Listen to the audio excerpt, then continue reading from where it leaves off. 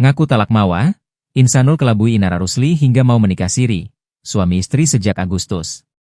Di tengah ramainya isu yang beredar, Insanul Fahmi akhirnya muncul ke publik untuk memberikan klarifikasi langsung.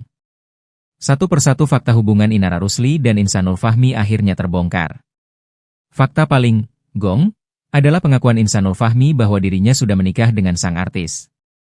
Ia memilih podcast YouTube Richard Lee sebagai tempat untuk menyampaikan penjelasan tersebut. Dalam perbincangan tersebut, Insanul tak hanya membantah spekulasi, tetapi justru mengungkap fakta baru yang membuat publik terkejut. Ia menyatakan bahwa dirinya dan Inara Rusli telah resmi menikah secara agama. Statusnya menikah, kita sudah menikah, ujar Insanul tegas saat ditanya mengenai hubungan sebenarnya dengan Inara Rusli. Pengakuan itu sekaligus menjelaskan alasan mengapa Inara Rusli menerima pinangan Insanul meskipun ia diketahui masih memiliki istri sah. Banyak yang sebelumnya mempertanyakan keputusan mantan istri Virgon itu. Menurut Insanul, ia mengaku sudah berpisah dari istri pertamanya, Wardatina, sebelum pernikahan agama dengan Inara berlangsung. Hal itu ia sebut sebagai landasan yang membuat dirinya merasa tidak melanggar aturan. Waktu itu aku bilangnya aku sudah talak dan cerai, ungkapnya dalam podcast tersebut.